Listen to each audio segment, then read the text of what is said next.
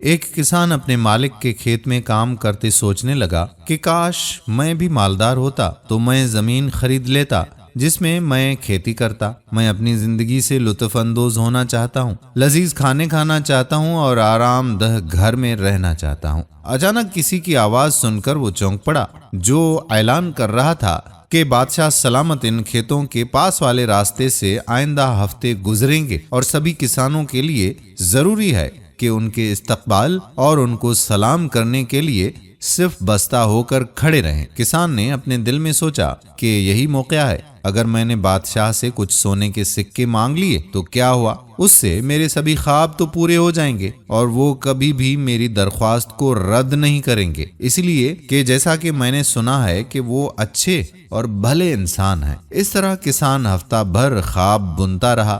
آخرکار وہ دن بھی آن پہنچا۔ تمام کے تمام کسان بادشاہ کے استقبال کے لیے راستے کے دونوں طرف صرف بستہ کھڑے تھے۔ اچانک دور گاڑیاں دکھائی دیں جنہیں گھوڑے کھینچ رہے تھے۔ کسان شاہی گاڑی کی طرف دوڑ پڑا اور چلانے لگا، اے بادشاہ، مجھے آپ سے ایک بات کہنی ہے۔ بادشاہ نے گاڑی کو روکنے کا حکم دیا اور کسان سے پوچھا کہ تم کیا چاہتے ہو؟ کسان بہت پریشان ہو گیا اور اس نے کہا کہ میں کچھ سونے کے سکے چاہتا ہوں تاکہ میں زمین کا ایک ٹکڑا خرید سکوں۔ بادشاہ مسکرایا اور اس نے کسان سے کہا کہ میں چاہتا ہوں کہ تم مجھے اپنے پاس سے کوئی چیز دو۔ کسان اور بھی پریشان ہو گیا اور اس نے اپنے دل میں کہا کہ اس بادشاہ کی بخیلی کی بھی حد ہو گئی یار، میں اس کے پاس آیا تھا کہ مجھے کچھ دے دو اور اب وہ خود مجھ سے ہی مانگ رہا ہے۔ کچھ دیر سوچنے کے بعد اس نے چاولوں سے بھری ہوئی ایک تھیلی سے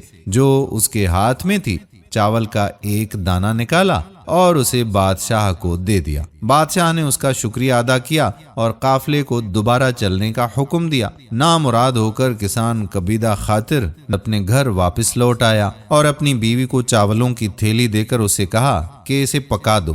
اچانک اس کی بیوی چلائی کہ مجھے چاولوں کے بیچ اصلی سونے کا چاول کا ایک دانہ ملا ہے۔ اب کسان انتہائی تکلیف سے چیخ پڑا، کاش کہ میں نے بادشاہ کو سارے چاول دے دیے ہوتے۔ دوستو، یہی مثال دنیا اور آخرت کی ہے۔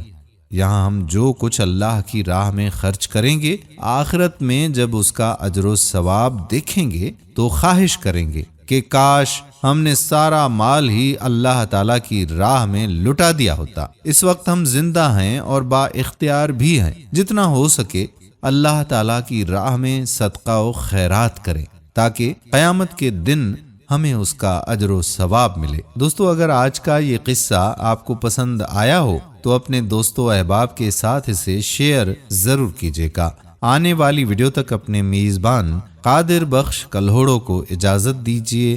اللہ حافظ۔